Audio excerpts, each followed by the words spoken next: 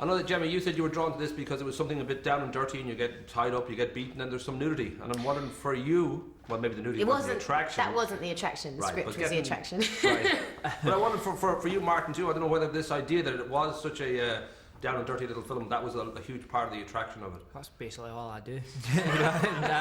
But no, it was just nice for me because it was something exciting. There was no suicides or drug dealing or anything like that. You know, it was just nice. It was just nice to read a low budget British film which was exciting. You know, and I think when you watch it, that's one thing it comes across. You know, you're kind of glued to the screen, and it was just a nice part. You know, just to kind of be the kind of go between for these other two. Lovely. Well, I know it was at the Isle of Man, a 4-week shoot, I think, and very kind of claustrophobic setup that you've just got this apartment that's pretty much sealed up.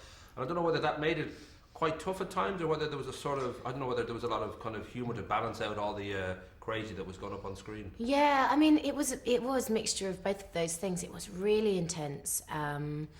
But then, you know, when you're really, really tense like that, sometimes you just have fits of laughter and, you know, uncontrollable laughing. And also I was, for myself and for everybody else, I was trying to make it as light as I could between takes, because then it just made the job so much easier to make it, you know, not bring it down, not dwell on the fact that you've just had this, you've just been beaten or whatever. And no, it was intense, but it was really rewarding. It was a really rewarding job.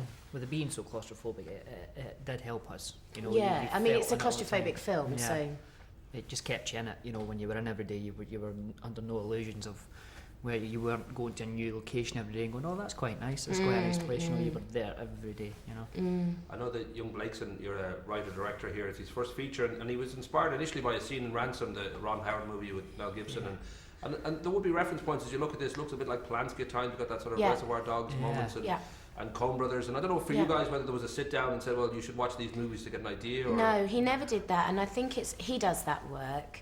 But for us, I think you can become easily influenced in your performance and style, and I think he just cast the film correctly and then let us do our work and guide us. I think there's a lot of people do research and base their characters on things, and I know personally I don't do that, because I just start thinking about how somebody else would do it rather than what you naturally would do. And I think it can be very helpful, but at times can be really overrated. You know, I think you just got to kind of get in there and do the work. And that was the best thing about this job, is that it was very much a get on with it sort of thing, and there was no time to think, there was no time to, you know, think about, oh, did I do well today, and go and watch the monitors or any of that rubbish that happens all the time in making films. It was just get on with it, and I think you get the best performances that way. They're kind of uninhibited, sort of raw, natural. Yeah. You know, there was a scene where Eddie, he's just been punching me, and the day before he actually did accidentally punch me. So I was petrified. That was no accident. Eddie's vicious. He's a real vicious. He was distraught. He was no, but it was a really weird thing. And then the next day we continued with that scene, and has to pretend to punch me, but because I'd been punched the day before, I was really scared, and he had to do it over and over. And I just worked myself up into this frenzy, and then he ran off. He had to run off to the other side of the room and then run up to me again, and I was absolutely petrified. Gemma, I don't know who was petrified, if it was me or Alice or what, but I was just petrified.